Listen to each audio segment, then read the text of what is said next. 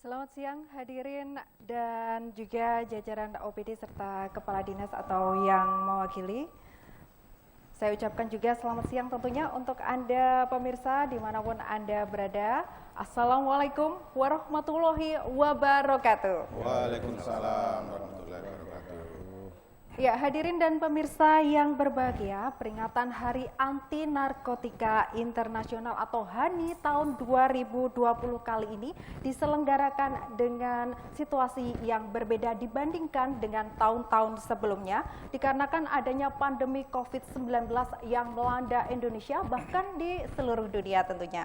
Dan dengan adanya situasi saat ini, tentu kita juga harus tetap mempunyai tekad dan semangat yang luar biasa untuk pantang menyerah, saling bergotong royong dan mempunyai empati khusus dalam menghadapi situasi pandemi ini.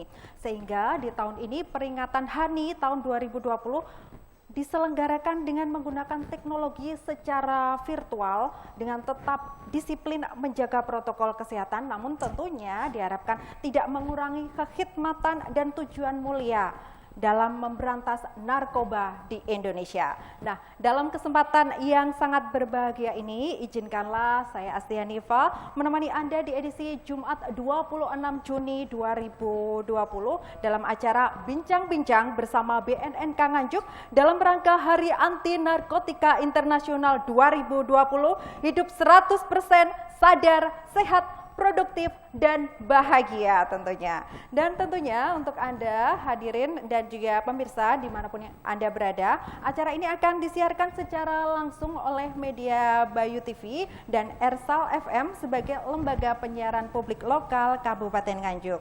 Dan rencananya kegiatan ini juga akan dihadiri oleh Bapak Bupati Nganjuk yakni Haji Novi Rahman Hidayat. Tetapi beliau karena berkesempatan untuk tidak bisa hadir karena ada sesuatu hal, maka langsung diwakilkan kepada Bapak yang sudah hadir di sini yakni Bapak PJ Sekda Dr. Andes Nur Solekan MSI. Assalamualaikum warahmatullahi wabarakatuh Bapak. Waalaikumsalam warahmatullahi wabarakatuh Mbak Asti. Iya, gimana nih kabarnya Bapak, sehat je? Alhamdulillah tangguh. Tangguh dan tetap semangat Pak ya, luar biasa. Baik, dan juga di kesempatan hari ini di acara Bincang-Bincang bersama BNNK Nganjuk tentunya juga sudah hadir Kepala BNNK Nganjuk. Langsung saja saya perkenalkan kepada Anda semuanya, yakni Bapak AKBP Insinyur Bambang Sugiharto. Halo, Assalamualaikum warahmatullahi wabarakatuh Bapak. Waalaikumsalam warahmatullahi wabarakatuh. Iya, gimana ini kabarnya Bapak, sehat je? Alhamdulillah sehat. Salam hidup 100%. Salam hidup 100%. Oke, baik. Dan juga telah hadir di sini ini pemirsa dan juga hadirin, beliau adalah Kasatpol PP Kabupaten Nganjuk yang juga akan menemani bincang-bincang kita kali ini yakni Bapak Abdul Wahid Badrus. Halo, Assalamualaikum warahmatullahi wabarakatuh. Waalaikumsalam. Tidak ada Badrusnya. Oh, tidak ada Badrusnya ya Pak ya. Oke, Bapak Abdul Wahid. Wah, jangan ditambah-tambahin ini.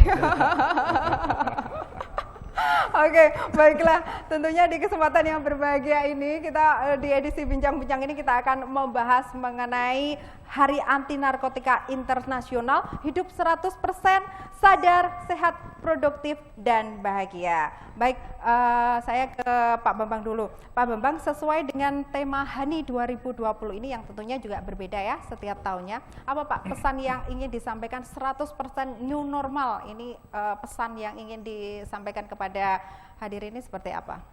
Sebetulnya peringatan HANI ini perintah dari Persatuan Bangsa-Bangsa ya sejak tahun 2013 agar anak-anak generasi unggulan ini nanti jangan sampai tercemar, jangan sampai dilumpuhkan ya dengan peredaran gelap narkoba dan penyalahgunaan narkoba. Mungkin untuk narkotika saja sekarang itu ada 267 jenis ya. Mungkin secara umum masyarakat tahunya trio maut saja ya. Tahunya hanya sabu, ganja, ekstasi. Padahal turunannya sekarang sudah variannya lebih banyak ya lebih Pak banyak ya. Nah, dengan bentuk keprihatinan daripada PBB ya, di mana di PBB ini ada namanya Badan Narkotika Internasional atau nama kerennya itu UNODC ya. Mulai tahun 2013 tolong seluruh masyarakat ya, baik dari komponen instansi pemerintah, komponen masyarakat, lingkungan pendidikan yang ada kepedulian terhadap ancaman bahaya narkoba yang semakin universal, semakin global, ini harus selalu didengungkan ya setiap tahun. Kebetulan ditunjuklah di tanggal 26 Juni 2020 ya. Kebetulan sebagai leading sektor ya BNN dengan tema yang terbaru ya, hidup 100%, sadar, sehat, produktif dan bahagia tanpa narkoba. Jadi sebetulnya dari tema ini bukan hanya tanpa narkoba saja ya. Dari penjelasan Kepala BNN itu melingkupi juga bebas dari korupsi, bebas dari radikalisme, terorisme maupun COVID yang sekarang lagi melanda Indonesia. Jadi tema itulah yang melatar belakangi ya kehidupan berbangsa bernegara kita ini harus benar-benar menjadi prioritas. Oke, jadi di tengah pandemi COVID-19 ini tema tersebut juga menyesuaikan ya Pak ya, pada artinya untuk terus hidup sadar, sehat, produktif dan bahagia ini menjadi satu kesatuan tersendiri. Baik, oke. Pak Nur Solekan, kalau melihat hal tersebut Pak, bagaimana sinergitas dari Pemkab Nganjuk sendiri Pak untuk memberantas atau mendukung kegiatan dari BNNK sendiri dalam hal pemberantasan narkotika khususnya di wilayah Kabupaten Nganjuk? Iya, terima kasih Mbak Asti. Jadi begini, tadi kita sudah mendengarkan bersama-sama pada saat upacara Hari Anti Narkotika Internasional yang dilaksanakan di Jakarta, dan alhamdulillah pada saat upacara tadi juga sekaligus ditandatangani sebuah MOU dan peluncuran portal pengaduan terhadap penyalahgunaan narkotika yang ditandatangani oleh Pak Menteri Menpan RB dan juga Pak Kepala BKN, kemudian dari Pak Kepala BNN. Nah, ini merupakan satu terobosan bagi jajaran ASN ya dalam rangka penanggulangan narkotika ini.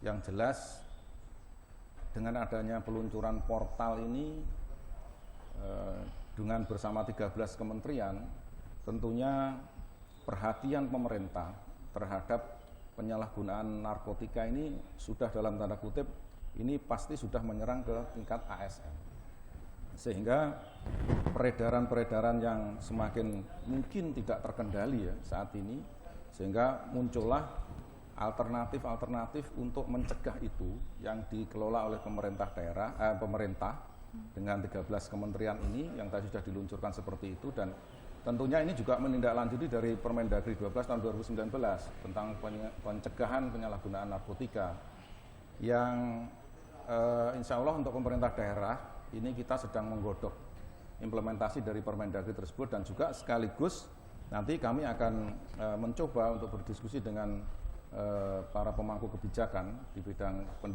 pendidikan maupun kepegawaian. Kemudian dari Pak Bupati juga sudah menginstruksikan kepada kami setelah laporan tadi saya sampaikan untuk segera kita merumuskan alternatif kebijakan apa yang nanti akan kita terapkan terhadap adanya portal pengaduan anti narkotika ini. Oke, bentuk pelayanannya sendiri dari portal anti narkotika nanti rencananya seperti apa Pak Nur? Ini sedang kami kaji bersama Kominfo karena ini bentuknya portal, sehingga kami harus mengikuti teknologi itu sesuai dengan perkembangan zaman. Kemudian akan kami aplikasikan kepada kegiatan-kegiatan yang nanti akan dilaksanakan oleh jajaran ASN. Tentunya sesuai dengan bidang tugasnya masing-masing. Kemudian misalkan seperti ada kebijakan di bidang pendidikan, katakanlah seperti itu, mungkin ada kurikulum yang harus kita masukkan ke sana dalam rangka pencegahan penyalahgunaan narkotika ini ke anak-anak sekolah di seluruh jenjang secara kontinu dan berkelanjutan. Karena kalau ini tidak kontinu, saya kira juga kita pasti akan gagal di tengah jalan. Jadi terus-menerus simultan seluruh stakeholder di jajaran ASN ini harus bertanggung jawab penuh terhadap kegiatan pencegahan penyalahgunaan narkotika. Itu Mbak. Oke. Ya, Dan juga saya ke Pak Abdul Wahid juga, tanpa Badrus ya Pak ya? Badrus tanpa Ya, Pak Abdul Wahid saja. Oke, Pak Abdul Wahid. Nah, ini kalau berbicara dengan jenengan tentunya tak lepas dari penindakan Pak. Nah, apa saja yang sudah dilakukan oleh Satpol PP sendiri khususnya di wilayah Kabupaten Nganjuk untuk bersinergi bersama BNNK Nganjuk memberantas narkoba? Dalam rangka penindakan kaitannya dengan kegiatan pemberantasan narkoba, dari Satpol PP setiap mengadakan kegiatan yang di lapangan ini selalu melibatkan teman-teman dari BNN, Mbak. Jadi teman-teman dari BNN ketika kita mengadakan operasi yang ada kaitannya dengan PSK, kemudian dengan yang lain-lain, kita melibatkan. Jadi misalnya ke X lokalisasi Guyangan, kemudian X lokalisasi Kandangan, ke tempat-tempat umum seperti di tempat-tempat taman, kemudian di alun-alun, di gor dan sebagainya kami libatkan, sehingga kerjasama antara pemerintah Kabupaten Nganjuk melalui Satpol PP dengan BNN tetap terjalin sampai sekarang. Nah, untuk itu kegiatan yang sudah baik ini ya rencana kami tetap kami lakukan seperti biasanya. Bahkan nanti harapan kami dengan adanya peningkatan pengguna narkoba ini akan kami tingkatkan bersama-sama, tidak hanya dengan BNN saja. Kami juga bekerja sama dengan kepolisian, bekerja sama dengan TNI, kemudian dinas kesehatan, dinas sosial dan sebagainya. Sehingga ketika pada saat kita mengadakan penertiban, kita mendapatkan masyarakat atau anak-anak yang melaksanakan kegiatan narkoba dan nanti akan kita tindak bersama-sama. Ini yang sudah kita lakukan. Lebih-lebih sekarang ini pada saat kegiatan-kegiatan di saat COVID-19 ini pelajar diliburkan, sehingga harapan pemerintah itu mestinya kan pelajar ini di rumah, tapi kenyataannya pada saat hari libur ini pelajar ini tidak belajar di rumah. Banyak kegiatan-kegiatan pada saat jam sekolah mestinya dia belajar di rumah, dia kegiatan di luar. Kemudian pada saat malam hari masyarakat yang berkunjung ke kafe, ke karaoke dan sebagainya. Nah, ini tentunya mendapatkan perhatian khusus dari pemerintah Kabupaten Nganjuk, dari semua stakeholder, dari BNN, dari polisian, dari TNI, dinas kesehatan yang ada kaitannya dengan penanganan COVID dan sebagainya. Tentunya ini yang tetap kita tingkatkan sehingga nanti harapan dari pemerintah melalui BNN dalam rangka untuk pencegahan narkoba ini bisa berkurang. Baik, oke. Pak Bambang, di tengah pandemi COVID-19 ini tak bisa dipungkiri ya, COVID-19 ini memang satu penyakit yang membahayakan jiwa seseorang, tapi narkoba pun juga sebenarnya sama seperti itu, sama-sama berbahayanya. Tapi faktanya di tengah pandemi COVID-19 seperti ini, pengguna narkoba ini meningkat. Nah, strategi seperti apa Pak yang jenengan terapkan untuk mengatasi hal tersebut? Ya. Jadi strategi-strategi yang diterapkan oleh BNN ya dalam mengimplementasikan di lapangan, BNN itu sudah punya program 4 pilar. Ya. Pilar pertama dengan cara melakukan langkah-langkah pencegahan, ya, di mana pencegahan ini nanti kami programnya itu masuk ke instansi pemerintah, masuk ke lingkungan organisasi kemasyarakatan maupun di lingkungan pendidikan, ya. Di mana nanti kegiatan-kegiatan itu bisa saja seperti tadi disampaikan oleh Bapak Sekda, ya, muatan-muatan, ya, konten pendidikan, ya, setidak-tidaknya sudah mulai masuk ke sana, ya. Ya mungkin nanti tidak terlepas kami dengan dinas pendidikan untuk melakukan kerjasama. Jadi karena adik-adik kita nih, ya, pada tahun 2040 yang kelahiran tahun sekarang ini kan nanti kita akan mendapatkan yang namanya bonus demografi, ya, tahun 2040. 2040 ini anak-anak yang sekarang ini harus benar-benar dibentengi, ya. Jangan sampai mereka menjadi ya generasi yang lumpuh, ya. Ini sudah dilakukan pemetaan, ya. Sudah dilakukan pemetaan bahwa yang bermain ini bukan hanya sindikat, ya, tapi negara-negara besar, ya, dengan grand design-nya mereka ini sudah mulai memasukkan unsur-unsur mulai dari makanan-makanan yang mengandung narkoba, ya, permen, minuman. Nah, ini sudah membombardir, ya. Sebetulnya BNN sudah melakukan komplain, ya, ke negara besar itu. ke negara Cina ya terutama, ternyata negara Cina ini sudah melakukan pendistribusian bahan-bahan prekursor atau bahan baku pembuat narkoba itu kurang lebih sekitar 1.100 ton per tahun. Sebetulnya 1.100 satu ton. generasi ini hilang kalau ini lolos ya. Baik. 25% baru berhasil diungkap oleh aparat ya. Jadi ini benar-benar harus jadi perhatian kita bersama ya. Ya, kalau bisa seperti langkah-langkah penanganan COVID ya. Semua bergerak, apalagi musuhnya ini kan tidak nyata. Sebetulnya kalau bandar ini nyata sebetulnya, tapi kalau bersama-sama bergerak selesai ya, untuk di dalam pemberantasan narkoba. Terus kemudian kami juga fokus ya sudah berbicara juga ya dengan pimpinan daerah yang paling real untuk bisa usia dini ini dapat pengetahuan yang konkret ya. Kami ingin menciptakan semacam museum narkotika ya. Kemudian ingin menciptakan lagi yang namanya Cinemek tentang narkoba. Ketiga, membuat perpustakaan narkoba. Seandainya nanti ini ada dukungan secara masif konkret ya dari Pemkab, mungkin nanti satu-satunya Kabupaten Nganjuk yang memiliki museum, memiliki Cinemek tentang narkoba, memiliki perpustakaan tentang narkoba. Insya Allah Inovasi yang baru inovasinya ya. Nah, mudah-mudahan nanti ini bisa dibicarakan lebih lanjut secara teknis. Ya. Oke, baik. Nanti ada hibah mungkin ya. Terus kedua, pilar kedua, BNN itu menangani dalam hal rehabilitasi. Ya. Rehabilitasi sementara ini BNN Nganjuk ya khususnya menangani masalah rehabilitasi dengan program rawat jalan. Ya. Kalau rawat inap, misalnya ada yang terkena, ya, saya himbau ya ke teman-teman sekalian, seandainya ada yang terkena, silahkan laporkan ke BNN, akan kami fasilitasi. Jangan anggap ini korban ini sebagai salah satu aib ya bagi keluarga maupun aib bagi di dunia pendidikan. Karena waktu saya pernah di Malang itu sekolah itu menghalang-halangi ya. Padahal kalau dibiarkan anak ini seperti yang di Surabaya di SD ya, seluruh satu kelas itu kena gara-gara pil koplo ya, itu pernah terjadi ya, karena ada pembiaran, virus dibiarkan di situ ya.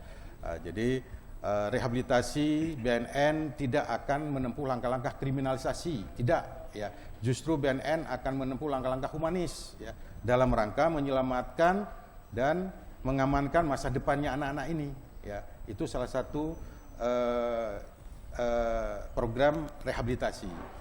Pilar ketiga, BNN melakukan langkah-langkah pemberdayaan masyarakat ya, pemberdayaan masyarakat. Misalnya di satu masyarakat itu ada zona merah yang dianggap kampung narkoba ya. Nah, tapi kalau di Nganjuk ini yang perlu dapat atensi ada 3 kecamatan Pak Sekda ya. Pertama, Kecamatan Nganjuk ini menempati ranking tertinggi ya. Kedua, Kecamatan Kertosono ya. Ketiga adalah Kecamatan daerah Gronggot ya. Nah, yang lainnya ada yang masih hijau, ada zona kuning ya. Tapi tidak menutup kemungkinan ya pergerakan daripada bandar ya sindikat ini, dia setiap tahun berubah-berubah lokasi yang dia incar. Dan ingat ya, di Nganjuk ini sempat dijadikan daerah transit Pak Sekda. Kemarin di Jawa Timur, Kota Malang dan Nganjuk dijadikan sebagai uji coba testimoni mungkin ya. Karena nanti Nganjuk ini kan dengan pembangunan yang sangat pesat, ini sudah mulai masuk ya dengan memasukkan jenis narkotika, mungkin bapak-bapak sudah nggak asing lagi ya, adalah jenis tembakau gorila ya. Nama yang lain banyak juga Pak ya, nama pasaran di judulnya tuh banyak, ada King Kong, Gorilla, Sun Gokong, Antareja, Ganesha, mungkin simpanse juga mungkin ada ya itu. Nama-nama lainnya nama-nama binatang ya, berat. Okay. Ya. Karena kalau begitu make biasanya orang itu merasa terbebani dengan binatang tersebut, tapi di dalam waktu 5 menit dia akan ngefly. Jadi ini perlu diwaspadai, ini adalah salah satu jenis ganja sintetis ya. Jadi ganja alami ini sekarang sudah ada tandingannya Pak ya. adalah ganja sintetis. Varian tadi. terbarunya Varian. seperti itu ya. Tembakonya tembakau lokal, tapi bahan kimia didatangkan dari negara Cina. Ya. Cukup dengan disemprotkan, ya seperti ini, ya daun-daun ini semprot, jadilah dia senyawa kimia yang bisa membawa dampak orang menjadi depression. Ya. Baik.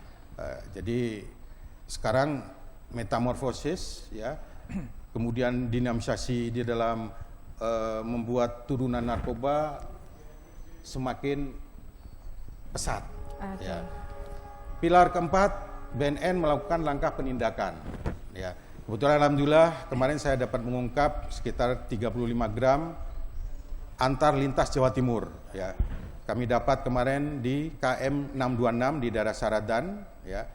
Kebetulan BNN Nganjuk ini membawahi wilayah 5, ya, Nganjuk, Madiun Kota, Madiun Kabupaten, kemudian Ngawi dan Magetan. Nah, kemarin rupanya warga Magetan. Ya. Cuma saya kok rasanya kurang pas kalau belum mengungkap di Nganjuk. Nganjuknya, ya, Pak. Tapi begitu saya petakan, rata-rata Nganjuk ini pemainnya masih di bawah 1 gram. Ya.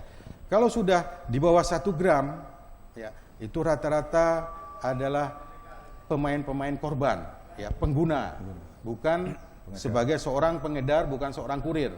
Ya. Artinya Nganjuk ini dilihat Masih sebagai target pasar cukup ya, Pak? kondusif, ya. Berarti untuk narkotika kondusif. Cuma problematika yang paling menonjol untuk di Nganjuk itu adalah yang paling dominan, ya, pemakaian adalah jenis psikotropika, Pak Sikda, ya.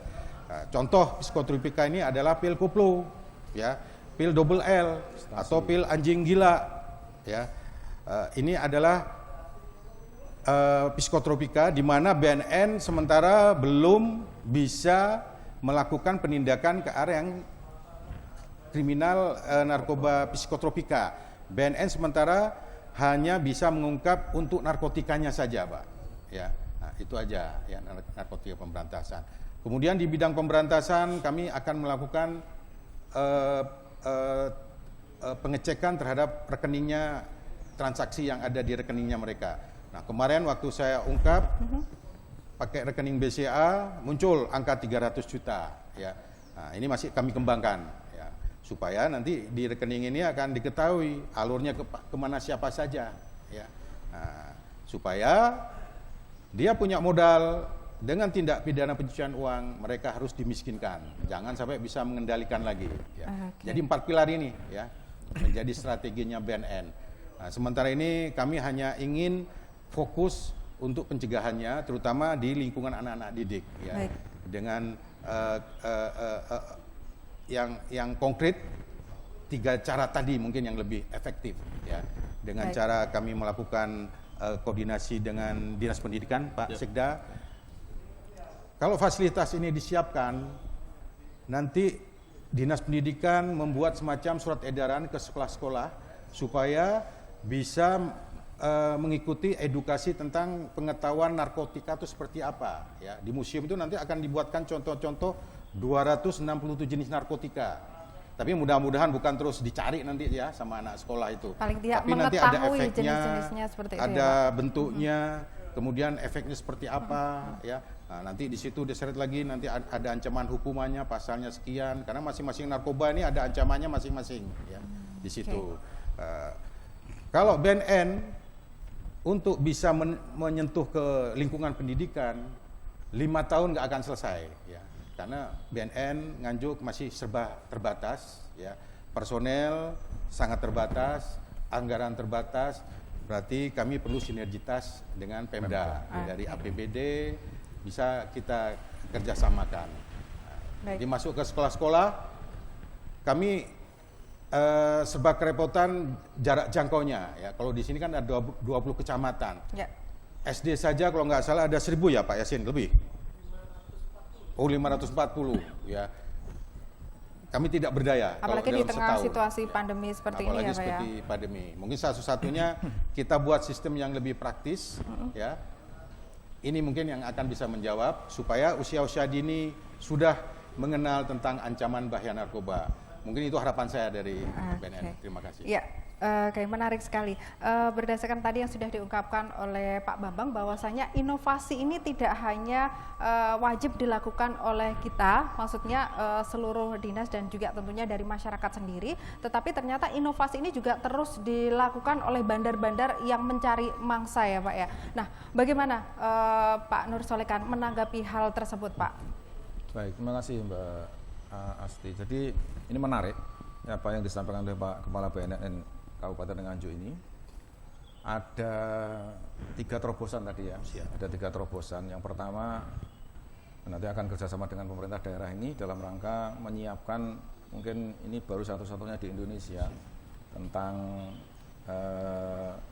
museum narkotika, kemudian juga Sinemek, kemudian juga perpustakaan. Jadi nanti kami akan koordinasikan dengan jajaran kami terkait dengan OPD yang menangani masalah ini, kemudian juga dengan pihak legislatif tentunya untuk dukungan anggarannya, sehingga kami akan sampaikan kepada Pak Bupati tentang terobosan yang akan dilaksanakan oleh BNN bersama-sama dengan pemerintah daerah dalam rangka kita terus memerangi perkembangan ataupun untuk mencegah penanggulangan narkotika ini.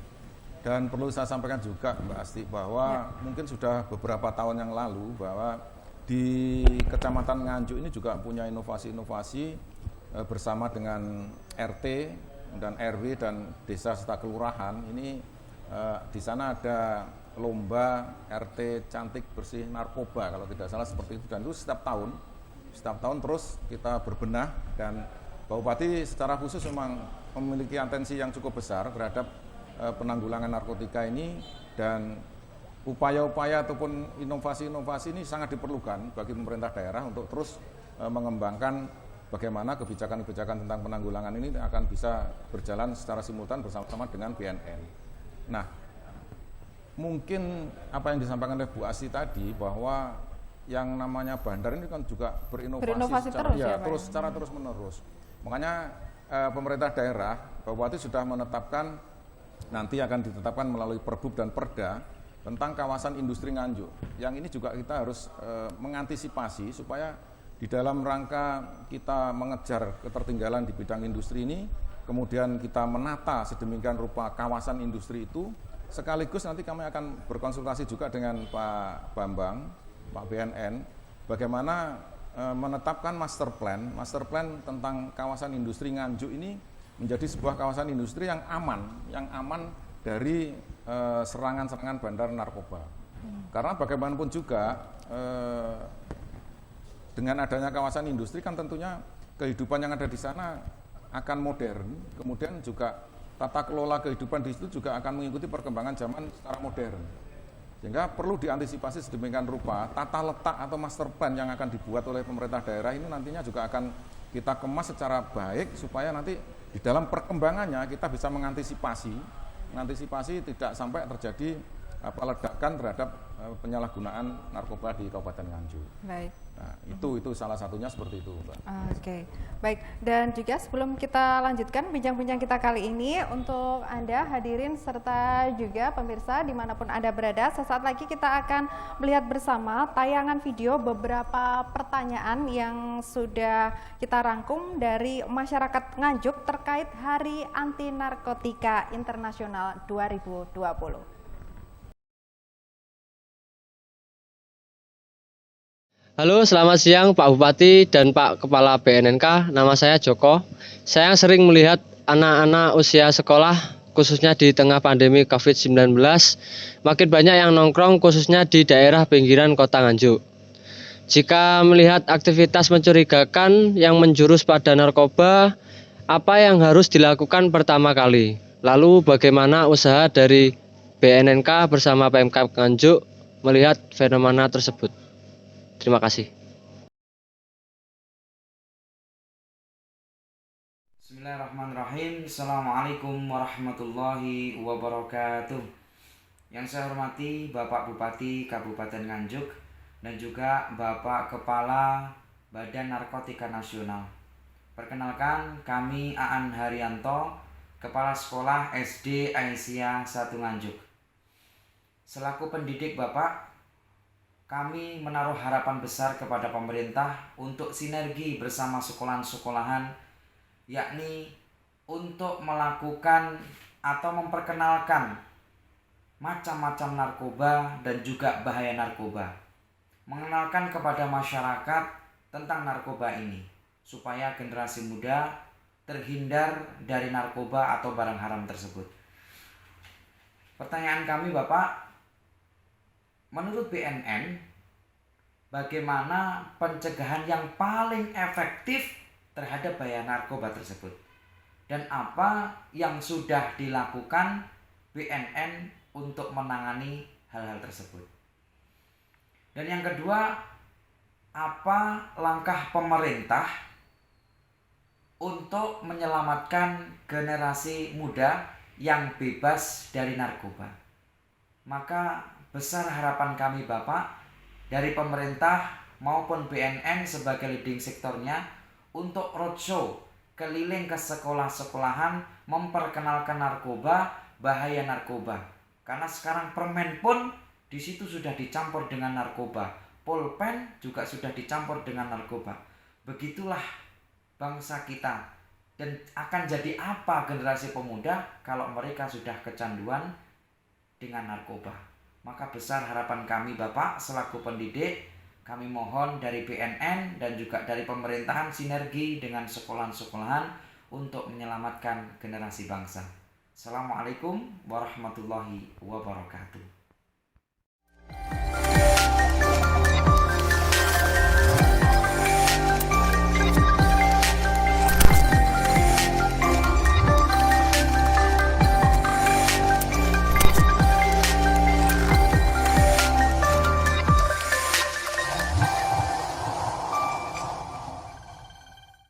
Ya, Pak Bambang. Nah, sejauh ini Pak, apakah menurut jenengan ini hukuman yang sudah ada, bahkan ada yang sampai hukuman mati ya Pak untuk bandar-bandar sebenarnya sudah cukup tinggi.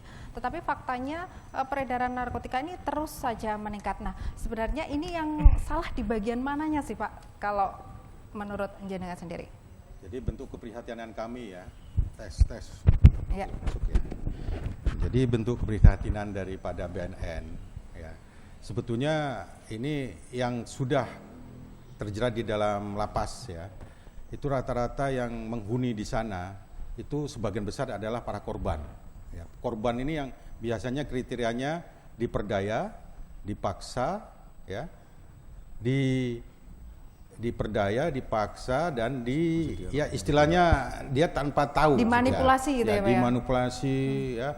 Entah nanti ada oknum-oknum yang nakal ya. Dan saya kalau ke sekolah maupun ke masyarakat saya pesankan kalau ada razia ya baik dari BNN, dari Satpol PP, pada saat dibuka jangan sekali-sekali petugas itu yang mengambil tasnya. Buka garasi, bagasi, jangan sekali-sekali petugas itu. Anda sendiri yang harus buka ya. Ya namanya oknum ya entah itu dari oknum kami ya itu pernah kejadian soalnya seperti itu ya. Okay. Nah itu yang akan menggiring yang tadinya tidak tahu menau, dengan adanya barang bukti di tempat itu dia sudah dikategorikan korban ya. Nah, apalagi dilakukan tes urin ya, tes urin bisa saja ya dilakukan dengan manipulasi ya. Ada oknum yang nakal, tes urinnya tukar ya. Jadi tes urin ini adalah sebagian saja ya, karena juga ada dengan cara air liur, rambut, kemudian darah, kemudian keringat. Ya, itu cara-cara untuk bisa untuk mengetahui seseorang itu terindikasi kena narkoba atau tidak. Ya, jadi harapan saya memang yang banyak tertangkap itu sementara ini adalah para korban ya, pengguna. Sebentar kalau sudah dijebloskan ke penjara, mereka bukan tambah baik ya, tapi malah menjadi naik kelas dia ya, menjadi naik kelas ya. Yang tadinya korban lama-lama dia berkoordinasi, berkomunikasi, berkonsultasi sama senior-senior kriminalnya. Akhirnya jadilah dia pemain juga ya, nantinya ya sudah dijanjiin. Dan ini perlu diketahui juga ya, ada jaminan kalau seseorang itu korban, ya, sudah diterbitkan namanya surat edaran dari Mahkamah Agung. Ya, ada surat edaran Mahkamah Agung tahun 2013 atau 2014 kalau nggak salah ya. Untuk barang bukti ekstasi tidak boleh 8 butir. 8 butir ke atas dia harus dilakukan pidana. 8 butir ke bawah harus dilakukan rehabilitasi, ya. Karena ciri-ciri dari korban itu sudah bisa dibedakan dari konsumsinya, ya. Bisa dilihat dari volumenya, ya. Sabu tidak boleh dari 1 gram. Rata-rata yang diungkap ya oleh aparat penegak hukum itu masih sekitaran 0,0 sekian gram, 0 sekian gram, ya.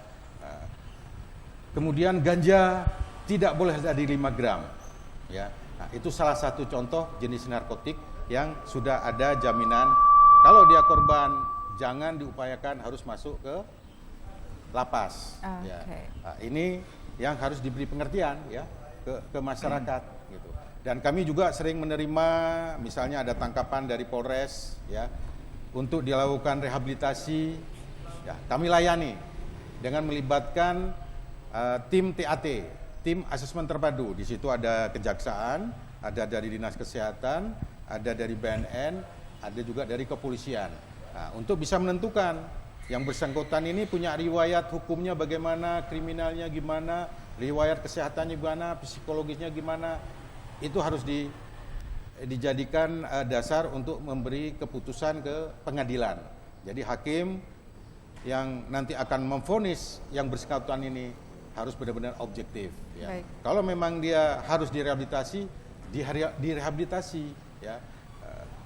Kemarin saya sudah masuk ke lapas Nganjuk, ya. Ukuran 3x3 itu isinya 10 orang. Ya. Makanya perlu ada semacam asimilasi di situ. Ya.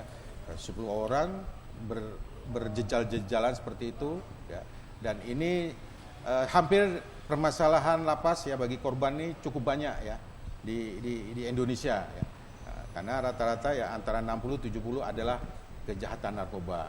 Dan ini yang harus selalu didengungkan ya supaya kehadiran BNN ini benar-benar ingin menyelamatkan khususnya para korban ya.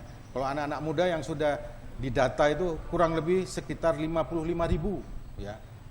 Ini anak-anak yang harus menjadi pemakai ya Pak ya. Betul. Ya. Pemakai tapi bukan dalam bentuk jaringan ya, bukan dalam bentuk jaringan ya. Bukan jaringan dari Golden Triangle, bukan Golden Peacock, bukan Golden satu lagi itu yang dari Timur Tengah ya. Jadi kalau yang masuk ke Indonesia ini ada jaringan internasional 3. Tapi jaringan nasional yang sudah direkrut ya. Kalau untuk Jawa Timur ya itu ada di daerah saya ya. Daerah saya itu Madura. Nah, Madura ini basisnya untuk narkoba Pak ya. Ada kampung narkoba di sana ya. Petugas masuk sana, masyarakatnya tuh kompak ya. Pasti diteriaki maling ya. Nah, ini pernah kejadian di Sampang. Kemarin sudah ditemukan oleh BNN sekitar 25 kilo ya sabu-sabu di daerah Sampang. Ya, kalau nggak salah di daerah Sampang. Nah, jadi jangan sampai kampung narkoba akan bermunculan di wilayah-wilayah lainnya ya. Jangan sampai nanti muncul di Nganjuk ya. Karena indikasi munculnya kampung narkoba itu ya tadi kompaknya masyarakat ya untuk tidak bersedia untuk dilakukan penggeledahan, kemudian rumahnya dijadikan tempat untuk transaksi, tempat untuk melakukan pemakaian, disewa kamarnya. Jadi sudah dapat barangnya, nyewa tempat itu juga. Kemarin sempat diberangus ya sama aparat penegak hukum, TNI, Polri, BNN memberangus di daerah Bangkalan ya. Ternyata masih punya akal aja ya. Nanti saya pesankan juga kalau ada keanehan-keanehan ya, misalnya banyaknya model gubuk-gubuk di sawah, ternyata banyak orang yang ada di situ. Nah, itu sudah tanda-tanda itu adalah lokasi pemakaian narkoba secara bersama-sama di situ. Intinya peredaran narkotika ini dimungkinkan untuk terjadi secara masif ya Pak ya. Betul. Apa yang membuat hal tersebut terjadi? Apakah karena mungkin implementasi hukumnya ini yang tidak dilaksanakan atau seperti apa kalau menurut tanggapan jenengan? Jadi ini ada 8 latar belakang ya, mengapa narkoba ini membobardir ya Indonesia. Pertama betul ya dari aspek hukum ya. Sebetulnya hukum Indonesia ini sudah cukup keras ya. Ancaman tertinggi lebih dari 1 kilo wajib dia dieksekusi mati di Nusa Kambangan ya. Ini sudah ada 113 yang antri, yang 6 sudah dieksekusi mati ya. Terus kemudian celah ini kadang dimanfaatkan ya karena ditundanya eksekusi ya. Indonesia ini kalau sudah melaksanakan eksekusi mati, PBB ini negor ke kita ya, karena bangsa kita ini dianggap bangsa yang barbar ya. Nah, makanya pemerintah serba repot ini ya untuk bisa mengeksekusi para tahanan-tahanan ini ya. Karena kita sudah terikat di perjanjian global. Kalau ada yang menyangkut masalah narkoba, itu wajib harus dikedepankan hukumnya dulu, ambil yang maksimal ya, jangan eksekusi mati. Nah, tapi ya kita punya kewenangan ya, otorita tentang pelaksanaan di lapangan, ya kita masih tetap melaksanakan Pak, tapi masih dilihat dari tingkat selektivitas kasusnya. Gitu. Terus kedua dari aspek demografi ya, jumlah penduduk Indonesia ini sekarang mungkin sudah 267 juta, ini merupakan satu pangsa pasar ya. Oke, target pasar yang besar ya Pak ya. Pangsa pasar produktif mulai dari umur, sekarang umur produktif tuh dikategorikan umur 10 tahun ya, anak-anak ya. Makanya anak-anak itu jadi sasaran sekarang dengan munculnya permen-permen ya. 4 permen yang sudah ditemukan indikasi oleh BNN, permen strawberry rock, pop rock, rubber mint, dan permen LSD. Ya, LSD ini permen kayak perangko ditempel di lidah ngelumer. Itu di Jakarta sudah banyak. Ya, itu dari aspek demografi. Aspek geografis, Indonesia dengan panjang pantai 90.000 km persegi, ya, dengan jumlah pulau 18.000, baik yang bernama maupun tidak bernama, celah untuk bisa menempatkan gudang-gudang narkoba. Ada pernah pulau tertentu dijadikan daerah transit di situ. Ya. Kebanyakan beredaran narkoba itu lewat jalur laut, perairan terutama ya, sungai. Kita juga banyak sungai besar ya, seperti Sumatera, Kalimantan, kemudian danau ya, kayak Danau Toba ya, seluas demikian itu bisa mudah juga menyusup ya. Kemudian ya got juga, kalau yang gotnya besar ya bisa lewat dari situ juga ya. Itu kalau dari aspek geografis ya, Pak. Kemudian jalur-jalur tikus banyak lewat jalur situ ya.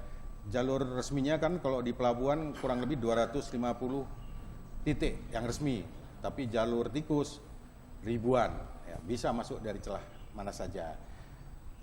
Yang keempat, aspek angka prevalensi. Ya, angka prevalensi ini dari jumlah penduduk Indonesia yang 267 juta itu sudah dianggap sebagai pecandu narkotika ya. Diperkirain sekarang ini sudah turun ya, tadinya 3%, sekarang sudah dapat ditekan menjadi 1,9%. Ya, berarti program BNN dianggap sudah cukup berhasil ya, dalam artian berhasil memberikan penyadaran ke masyarakat ya, melalui penyuluhan-penyuluhan, sosialisasi ya, melalui pemberdayaan masyarakat ya, maupun melalui pemberantasan ya, nah, di situ. Okay. Terus kemudian dari aspek varian ya tadi, varian jenis narkotika yang tadinya cuma ada 50 jenis, sekarang sudah narkotika itu sudah ada 267 jenis. Menyesuaikan belum ke segmen-segmennya ya Pak ya. Belum psikotropikanya. Nah, psikotropika pil koplo, ada PCC lagi ya. Ini orang Indonesia memang kreatif-kreatif. Kalau di Amerika ada yang namanya Flaka, pernah tahu? Ya. Gejala orang itu seperti zombie hidup. Indonesia punya tandingannya, namanya pil PCC, pil pucing canacini. Ya. Nah, itu pucing bahasa pesetannya, tapi kalau bahasa kimia obatnya itu paracetamol, kafein, karisprodol ya. Sama seperti mayat hidup juga dia. Ini pernah kejadian di Sultra, Kendari, dalam 1 minggu 40 korban meninggal saat itu. Korbannya anak-anak, diberi secara gratis. Ya. Begitu dicek, dilakukan pengecekan, rupanya pilnya itu didatangkan dari Semarang, ya, Jawa Tengah. Ada perusahaan PT Zenith, ya, nah, itu memproduksi yang namanya PCC. Ya. Sebetulnya obat semuanya ini, ya, sebetulnya obat boleh digunakan. Namun yang salah itu kalau disalahgunakan, yang salah itu diedarkan secara gelap.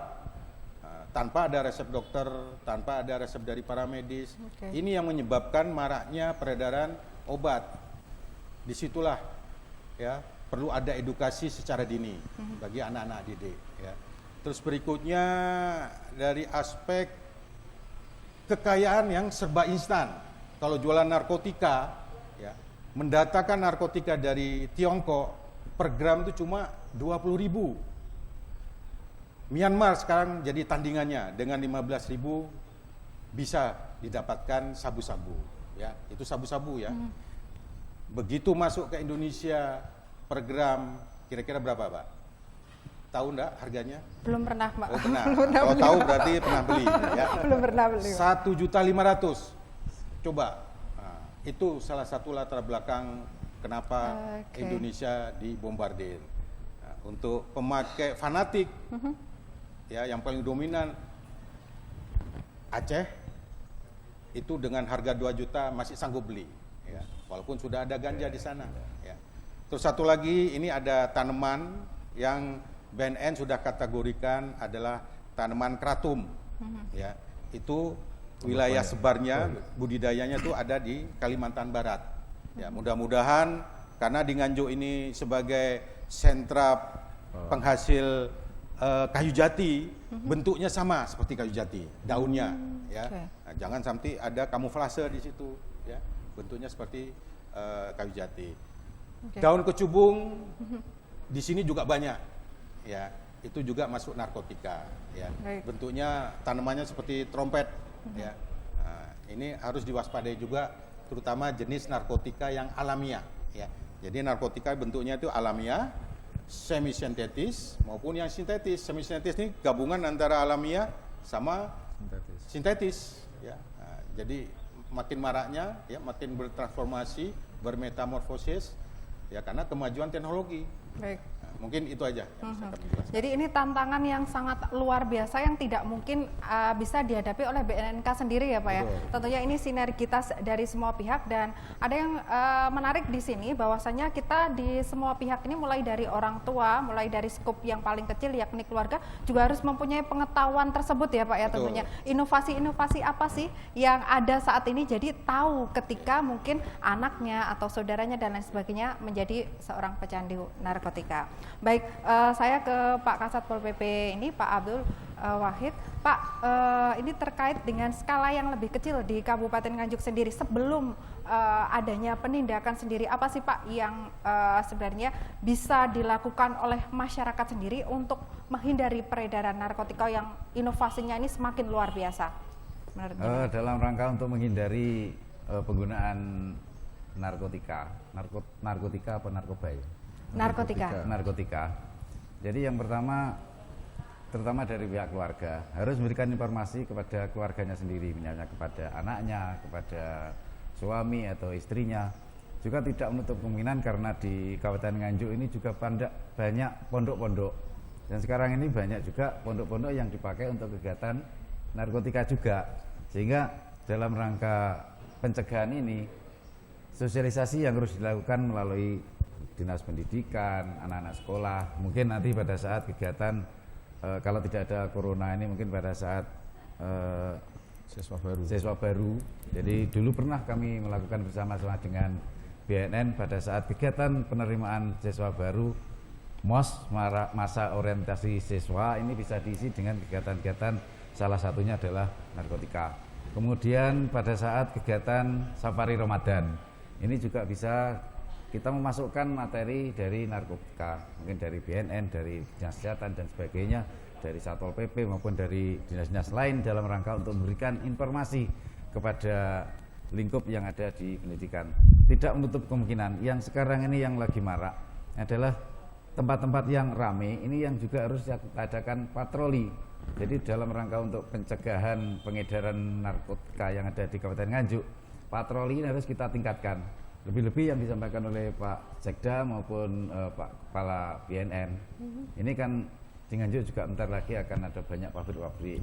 Ini merupakan tantangan kita bersama dalam rangka untuk antisipasi penyebaran dan penggunaan narkotika yang ada di Kabupaten Nganjuk. Lebih-lebih Nganjuk sekarang ini dengan adanya pintu masuk dan keluar tol ini juga tidak menutup kemungkinan. Seperti yang disampaikan oleh Kepala BNN bahwa Nganjuk ini juga nanti ke depannya bisa diprediksi dan sekarang ini pernah dipakai untuk kegiatan transaksi narkoba yang ada di Kabupaten Nganjuk. Ini juga perlu diantisipasi kita bersama, terutama dari teman-teman dari BNN, dari kepolisian dan kita semua. Dan tentunya tidak intinya kita juga minta informasi kepada masyarakat. Ketika terjadi sesuatu yang sifatnya mencurigakan, segera hubungi pemerintah melalui BNN, melalui Satpol PP, TNI, Polri dan sebagainya, sehingga kegiatan-kegiatan yang sifatnya minor, terutama yang mengarah kepada narkotika, ini bisa dihindari. Gitu, Mbak. Baik, oke. Dan untuk Anda, pemirsa dan juga hadirin, di segmen ini kita akan melihat bersama tayangan video dari beberapa dinas OPD terkait Hari Anti Narkotika Internasional 2020.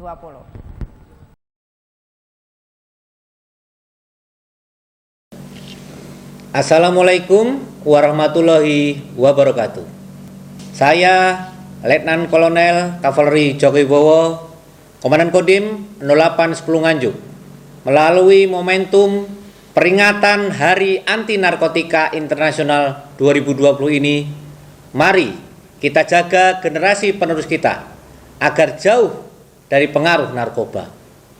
Narkoba itu akan merusak jasmani dan rohani bagi penyalahgunanya. Kemampuan dasar manusia untuk hidup normal akan sangat terganggu jika memakai narkoba. Bagaimana bisa manusia jadi pemimpin negeri ini jika memimpin diri sendiri saja tidak bisa karena terkena pengaruh narkoba? Mari bentengi mereka mulai dari masing-masing keluarga agar tidak terpengaruh oleh narkoba, sehingga negeri kita ini, khususnya Kabupaten Nganjuk, semakin kuat, makmur, dan hidup sehat 100%. Hidup sehat 100%, sadar, sehat, produktif, dan bahagia tanpa narkoba. Assalamualaikum warahmatullahi wabarakatuh.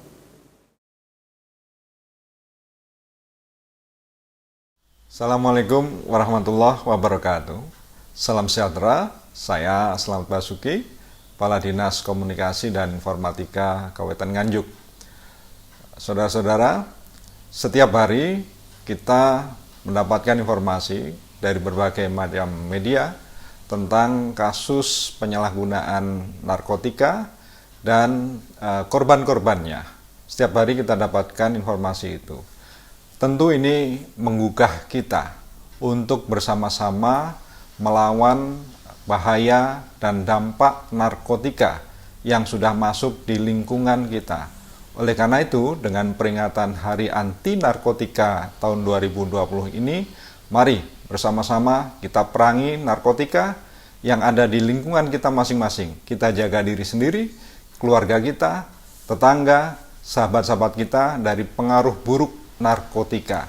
Hidup 100% produktif, sehat, dan aman dari narkotika. Assalamualaikum warahmatullahi wabarakatuh.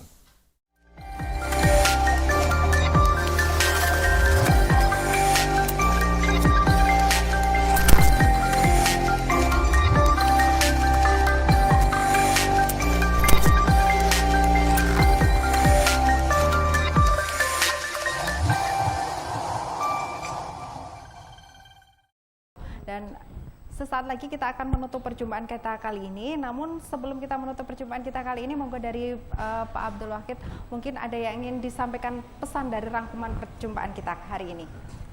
Kami dari Abdul Wahid, Kepala Satpol PP Kabupaten Nganjuk, mengajak kepada seluruh masyarakat yang ada di Kabupaten Nganjuk untuk hidup sehat, sadar, produktif, bahagia tanpa narkoba. Terima kasih. Oke, ya monggo dari Pak Nur Solekan, silakan. Baik, Mbak Asti. Jadi kami mewakili dari pemerintah daerah Kabupaten Nganjuk yang jelas mengajak kepada Bapak Ibu sekalian, warga masyarakat Kabupaten Nganjuk untuk membentengi keluarga kita masing-masing dari bahaya penyalahgunaan narkoba ini. Karena keluarga merupakan benteng terakhir kita dalam rangka kita mencegah terjadinya penyebar luasan narkoba di tengah-tengah masyarakat, khususnya di Kabupaten Nganjuk. Oleh karena itu, mari kita bersama-sama perangi narkoba dan kita hidup 100% sadar, sehat, produktif, dan bahagia tanpa narkoba.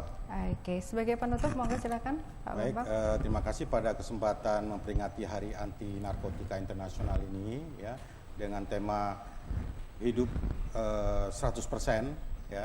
Ini dikandung maksud setidak-tidaknya Pemkab sudah menjalankan atau mengimplementasikan instruksi Presiden nomor 2 tahun 2020 tentang rencana aksi nasional penanganan masalah narkoba, di mana di situ ada 6 marwah ya yang perlu kami informasikan ya.